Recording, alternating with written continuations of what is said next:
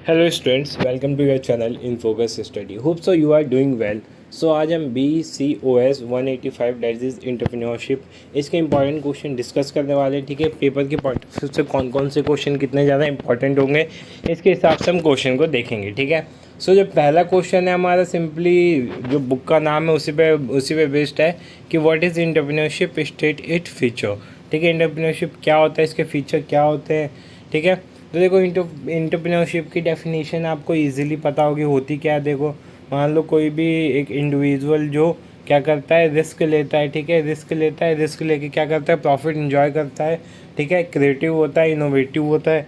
ठीक है, उस पर्टिकुलर ये जो सारी जो जो क्वालिटीज़ मैंने बताई है, जिसमें भी क्वालिटीज़ होती है, और वो इसी क्वालिटीज़ का यूज़ करके एक बिज़नेस सेटअप करता है। ठीक है, एक इनिशिएटिव स्टार्ट करता है, या फिर बोले तो एक इंटरप्राइज खड़ा करता है। ठीक है, तो इसी को क्या बोलते हैं, एंटरप्रेन्योर बोलते हैं। ठीक है, और इस पूरे प्रोसेस को क्या बोलते हैं, एंटरप्रेन्योरशिप बोलते हैं। ठीक है, इसके क्या क्या फीचर होते हैं। तो पहला फीचर है कि क्रिएशन ऑफ न्यू ऑर्गेनाइजेशन। आप जैसे भाई, एंटरप्रेन्योरशिप का मतलब यही होगा ना, आप ऑर्गेनाइजेशन बनाओगे, एक अपनी कंपनी बनाओगे। ठीक है, dealing with risk and uncertainty. ठीक है, ये इसमें क्या चीज़ इन्वॉल्व होता है कि इसमें आप रिस्क के साथ क्या करते हो, डील करते हो, और अनसर्टेनिटी कब आ जाए कब ना आ जाए हमें कोई पता नहीं। ठीक है, ये वैल्यू बनाती है, आपकी वैल्यू, आपकी कंपनी की वैल्यू। ठीक है, ये न्यू आइडिया, प्रोसेस और सिस्टम को जनरेट करता है। ठीक है, मैन्युफैक्चरिंग होता है इसमें, ट्रेडिंग, मार्केटिंग, वो डिपेंड करता है आप किस फील्ड में अपना एंटरप्रेन्योरशिप चला रहे हो, कितना अपना बिजनेस आपने कौन से फील्ड में वो किया है। फिर एम्प्लॉयमेंट भी लाता है, आप अपना बिजनेस स्टार्ट करो, ग्रो करेगा तो उसमें पर्टिकुलर पर्सन भी आएंगे काम करने के लिए। ठीक है, तो ये सारी चीज़ें हैं। अगला क्या है, what are the determinants of entrepreneurship. ठीक है, सिंपली बोले तो फैक्टर बोल सकते हो, कौन कौन सा फैक्टर है एंटरप्रेन्योरशिप के। तो पहला है इंडिविजुअल फैक्टर, दूसरा एनवायरमेंटल फैक्टर। ठीक है, तो आपको इन दोनों में डिफरेंस याद कर लेना है। इंडिविजुअल क्या होता है, जो अपने पर्सनल लेवल पे जो चीज़ें इफेक्ट करती हैं, लाइक हमारी इमोशनल फीलिंग हो गई। ठीक है, आपकी कोई पर्सनल प्रॉब्लम हो गई। ठीक है, तो ये पर्सनल में आ जाता है। और इन्वायरमेंट में आके आता है एक्सटर्नल चीज़ें, जो एक्सटर्नली आपको, आपके ऑर्गेनाइजेशन, आपके जो एंटरप्रेन्योरशिप आपने स्टार्ट किया है उसको जो इफेक्ट करता है एक्सटर्नली, उसको इन्वायरमेंटल फैक्टर बोलते हैं। ठीक है, अब है अगला, हाउ एंटरप्रेन्योर हेल्प इनकमिंग, मतलब इकोनॉमिक डेवलपमेंट में जो एंटरप्रेन्योर है वो हेल्प कैसे करता है। ठीक है, जो आपकी फॉर्म होगी एंटरप्रेन्योरशिप, जो ना आपने स्टार्ट की होगी, जो एंटरप्राइज होगा आपका, वो इकोनॉमी में कैसे हेल्प करता है। तो पहला है creation and distribution of wealth, wealth को क्रिएट करता है और फिर डिस्ट्रीब्यूट कर देता है। ठीक है, अगला क्या है,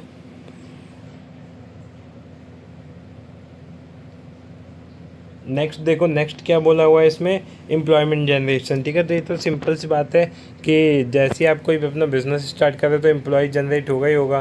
ठीक है, balance regional growth and development.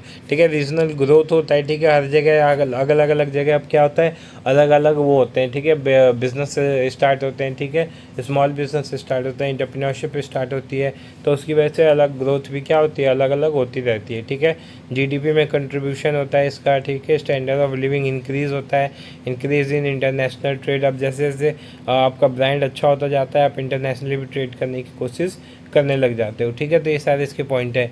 फिर what are the theories of entrepreneurship. ठीक है, थोड़ा सा इंपॉर्टेंट क्वेश्चन लगा मुझे, इसलिए मैंने इसको भी ऐड कर दिया। ठीक है, बाकी डिटेल में मैंने नहीं इसमें बताया, डिटेल में आपको एक बार पढ़ लेना, क्योंकि शॉर्ट नोट्स में कभी कभी डिटेल में पूछ लेगा ये, तो मेरे को डाउट है, पूछ भी सकता है। ठीक है, तो एक बार आप डिटेल में इसको कर लेना, लाइक साइकोलॉजिकल एंटरप्रेन्योरशिप थ्योरी क्या होती है, इसके अंदर भी 3-4 चीज़ें, तो ज़्यादा डीप नहीं गया मैं। ठीक है, मैं ऊपर ऊपर से आपको बता रहा हूँ क्वेश्चन। ठीक है, तो ये आप देख लेना, 6 इसके टाइप्स हैं, तो 6 टाइप को आपके अच्छे से करके जाना है। ठीक है, नेक्स्ट क्या है, what characteristic of a entrepreneur. जो एंटरप्रेन्योर होता है उसकी क्या क्या कैरेक्टरिस्टिक्स होते हैं, या फिर क्या एबिलिटी होती है, तो ये तो आपने उसमें भी पढ़ा होगा। ठीक है, बकोला वाले में थी, मतलब BCOLA 138 में था, उसमें भी आपने पढ़ा होगा कम्युनिकेशन में, जो एक बिजनेसमैन होता है, जो एंटरप्रेन्योर होता है, उसकी क्या क्या क्वालिटीज़ होती हैं। तो पहला इनोवेटिव होना चाहिए, क्रिएटिव होना चाहिए, प्रॉब्लम सॉल्विंग होना चाहिए, कोई भी प्रॉब्लम आए तुरंत सॉल्व करे, पैशनेट होना चाहिए अबाउट हिज वर्क। ठीक है, क्या होना चाहिए, परजर्वेंस होना चाहिए। ठीक है, लीडरशिप क्वालिटीज़ होनी चाहिए, फोकस एंड ओरिएंटेड होना चाहिए। तो ये सारी पॉइंट्स जो आप एक बार देख के याद कर सकते हो। ठीक है, फिर इंटरप्राइज क्या होता है, देखो इंटरप्राइज क्या होता है, जो भी इंटरप्रेन्योर होता है वो अपनी थॉट को जो एक तरह से रियलिटी में बना देता है। ठीक है, और फिर जो उसका बिजनेस जो होता है वो ग्रो होता है, ठीक है। तो एक तरह से वो इंटरप्राइज बन जाता है, ठीक है। एंटरप्रेन्योरशिप जो चीज़ जिस चीज़ को रन करता है वही उसका क्या होता है, एंटरप्राइज होता है, ठीक है। ठीक है, जो अगला क्वेश्चन आता है वो क्या है, व्हाट इज़ एंटरप्रेन्योर इकोसिस्टम, ठीक है। इसके क्या मतलब इसको जो एंटरप्रेन्योर इकोसिस्टम होता है, ठीक है, उसको क्या क्या चीज़ें इफेक्ट करती हैं ये चीज़ें, ठीक है। तो सबसे पहले आपको इसकी डेफिनेशन पता होनी चाहिए कि क्या होता है। फिर उसके बाद फैक्टर्स क्या क्या होते हैं, लाइक देखो इकोसिस्टम क्या होता है, ऐसा हमारा इकोसिस्टम होता है, उसमें हमें कई सारी चीज़ें इफेक्ट करती हैं। तो ऐसी वो सारी चीज़ें जो बिज़नेस को इफेक्ट करती हैं, ठीक है, एंटरप्रेन्योरशिप को इफेक्ट करती हैं, एंटरप्रेन्योर को इफेक्ट करती हैं, ठीक है, चाहे वो पर्सनली हो चाहे कुछ भी हो, तो उसको क्या बोलते हैं, एंटरप्रेन्योर इकोसिस्टम, ठीक है। नेक्स्ट है कौन कौन सी चीज़ें इफेक्ट करती हैं, तो पहले तो पॉलिसी हो गया, गवर्नमेंट की पॉलिसी कैसी है, कौन से राज्यों में कैसी है,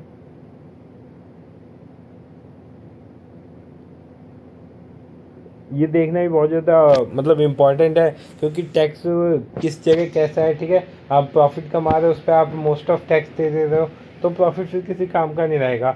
फिर फाइनेंस की आपकी जो फाइनेंस की नीड है वो पूरी हो पा रही है कि नहीं, ठीक है। आप फाइनेंशियली स्ट्रांग हो रहे हो कि नहीं, पता चला बिजनेस कर रहे हो, पैसे लगा जा रहे हो, लॉस हो जा रहा है। फिर कल्चर, आप कौन से कल्चर में काम करते हो, आपका ऑफिस का कल्चर क्या है, तो सारे कल्चर उसी में आ जाएंगे। Like the culture of any religion is soul of entrepreneur ecosystem that takes, मतलब सिंपल सी बात है कि आप जो जो इकोसिस्टम होता है उसमें आप एक तरह से बिजनेस में भी आजकल क्या हो गया, एंटरप्रेन्योर में भी क्या हो गया है कि एक तरह से उसमें रिलीजन देखने लगे, कल्चर देखने लगे हैं। तो जिस जिस कल्चर का होता है उस कल्चर के हिसाब से उसका जो एंटरप्रेन्योरशिप है वो भी चलता रहता है, ठीक है। ह्यूमन कैपिटल कितनी अच्छी है, कितनी नहीं है, कैसी नहीं है, ठीक है। जो भी आपने स्टार्ट किया उसमें जो एम्प्लॉयज़ हैं वो कैसे हैं, ठीक है, सपोर्टिव हैं कि नहीं है, ठीक है। मार्केट कैसा है, ठीक है, लास्ट में आपको मार्केट देखना होता है, मार्केट में लोग सही मिल रहे हैं या नहीं मिल रहे, ठीक है। तो ये सारे इसके पॉइंट्स हैं। नेक्स्ट है व्हाट आर द चैलेंज और बैरियर ऑफ इकोसिस्टम एंटरप्रेन्योरशिप, जो इकोसिस्टम एंटरप्रेन्योरशिप होता है उसके क्या क्या बैरियर्स हैं, ठीक है, मतलब किन किन चीज़ों की वजह से जो इकोसिस्टम है ढंग से काम नहीं करता। पहला पॉलिसी बैरियर हमने ऊपर ही देखा था। दूसरा क्या है, एक्सेस टू टेक्नोलॉजी, टेक्नोलॉजी भी होता है, वो भी बहुत ज़्यादा हमें धोखा दे जाता है, तो ये भी सेकंड पॉइंट इसमें आ सकता है, ठीक है। नेक्स्ट पॉइंट है इंस्ट्रक्टिव चैलेंज और एक्सटर्निस्टिक चैलेंज, ठीक है। तो ये दोनों भी पॉइंट आपको अच्छे से देख के जाना है, ठीक है। और फिर उसके बाद आता है इंपॉर्टेंट ऑफ, देखो अब ये हमारा यूनिट थर्ड है, ठीक है, यूनिट थर्ड नहीं यूनिट फोर है, ठीक है। यूनिट फोर में काफ़ी अच्छे अच्छे क्वेश्चंस हैं, सॉरी थर्ड यूनिट है, ठीक है। तो इसमें क्वेश्चन कैसे मैं बताता हूँ, सिंपल है, इसमें 4-5 चीज़ें आपको अच्छे से देख के जानी है। रूरल डेवलपमेंट क्या होता है, इंपॉर्टेंस क्या होते हैं, फीचर क्या होते हैं, गवर्नमेंट क्या क्या हेल्प कर रही है, ये चीज़ें।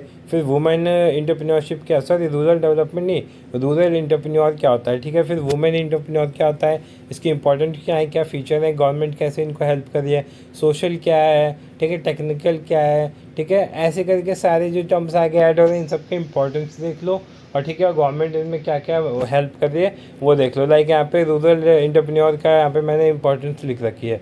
तो पहला क्या है, प्रॉपर यूटिलाइजेशन ऑफ रिसोर्स, ठीक है। जो रूरल एरियाज़ होते हैं वहाँ पे रिसोर्स तो अच्छे होते हैं, ठीक है। आपने देखा होगा जब कोई भी मतलब बिज़नेस स्टार्ट करता है तो उसमें अपने बिज़नेस में वो लोग एक तरह से रूरल एरिया से सामान मंगाते हैं, ठीक है। और जो वर्कर्स भी होते हैं मोस्ट ऑफ रूरल एरिया के होते हैं, ताकि लोग क्या कम हो, मतलब जो कॉस्ट है वो क्या हो जाए, कम हो जाए। तो हम वहाँ से मंगा के इतना खर्चा करने से अच्छा हम वहीं पे स्टार्ट करते हैं, ठीक है। तो वहाँ से क्या होगा, पैसे बच जाएंगे, ठीक है। नेक्स्ट क्या है, जनरेशन ऑफ एम्प्लॉयमेंट अपॉर्चुनिटी, ठीक है। इसकी वजह से क्या होता है, एम्प्लॉयमेंट मिलता है, गांव के लोगों को एम्प्लॉयमेंट मिलता है, तो उन्हें वहाँ से प्रस्थान, मतलब क्या बोलते हैं उसको, एक जगह से दूसरी जगह जाना नहीं पड़ता है, ठीक है, ये हो जाता है।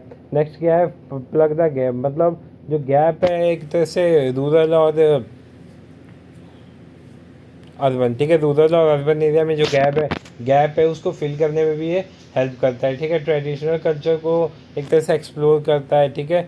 Foster economic development, eco development में भी क्या करता है, हेल्प करता है, ठीक है। फॉरेन एक्सचेंज लेने में भी हेल्प करता है, ठीक है। तो ये सारी चीज़ें आप देख लेना। फिर फीचर है सोशल, जो सोशल एंटरप्रेन्योर होता है उसकी क्या क्या फ़ीचर हैं ये देख लो आप, ठीक है। फिर उसके बाद व्हाट इज़ एंटरप्रेन्योर क्या है, कॉम्पिटिटिव, ठीक है। एंटरप्रेन्योर जो होता है उसमें कॉम्पिटेंटीज क्या होते हैं, ठीक है। इसका मतलब क्या हुआ, सिंपली इसको बोलते हैं क्या क्या उसकी क्षमताएं होनी चाहिए, ठीक है। उसकी क्षमताएं क्या होनी चाहिए, तो पहली क्षमता क्या है, सेट ऑफ स्किल, जो उसकी स्किल है, ठीक है, एबिलिटी है, that encourage them to take initiative and be creative and innovative. ठीक है, इसमें क्या होना चाहिए, एक तरह से एबिलिटी क्या क्या होनी चाहिए ये पूछता है। ठीक है, कॉम्पिटेंटेंसी का मतलब क्या होता है कि क्या क्या उसके अंदर एबिलिटी होनी चाहिए। तो पहला क्या है, सेट ऑफ स्किल्स एबिलिटी, मतलब उसके अंदर क्या होनी चाहिए, स्किल और एबिलिटी होनी चाहिए कि कोई से भी इनिशिएटिव को ले सके, और ठीक है इनिशिएटिव को ले सके और इनोवेशन कर सके। ठीक है, दूसरा क्या है, एबिलिटी टू डेवलप, ऑर्गेनाइज और मैनेज और business venture that is established by the entrepreneur. Ability to foresee risk, ठीक है रिस्क को देख सके, रिस्क को ले सके। ठीक है, ability and skill to negotiate network, ठीक है नेटवर्क को नेगोशिएट करने में भी अच्छा होना चाहिए। फिर इंटरपर्सनल जो स्किल होते हैं वो भी बहुत अच्छे होने चाहिए। फिर उसके बाद यूनिट 4 के कुछ क्वेश्चन है जो आप देख लेना। ठीक है, मैंने इनके आंसर मेंशन नहीं किए क्योंकि काफ़ी इजी भी है और आपको बुक में इजीली मिल भी जाएंगे। तो अगला क्या है, what is business leadership, business leadership क्या होती है। ठीक है, और क्या क्या कैरेक्टरिस्टिक्स होते हैं बिजनेस लीडरशिप के, ये देख लेना। फिर what do you understand by creativity, creativity क्या होती है, इसके क्या क्या एडवांटेज होते हैं, ये भी इंपॉर्टेंट क्वेश्चन है काफ़ी। नेक्स्ट क्या है, what are interpersonal skill, interpersonal skill क्या होता है। ठीक है, और इसके क्या क्या इंपॉर्टेंस होते हैं वो एक बार देख सकते हो आप। ठीक है, नेक्स्ट है हमारा discuss the important of risk management. Risk management, जैसे कोई भी रिस्क आ रहा है तो उसको आप कैसे मैनेज कर रहे हो अपनी कंपनी के लिए। ठीक है, तो रिस्क मैनेजमेंट में आ जाता है। ठीक है, ये हो गया। फिर benefit of problem solving competency, ठीक है प्रॉब्लम सॉल्विंग कॉम्पिटेंसी का क्या बेनिफिट है। ठीक है, वो आपको इसमें बताना है।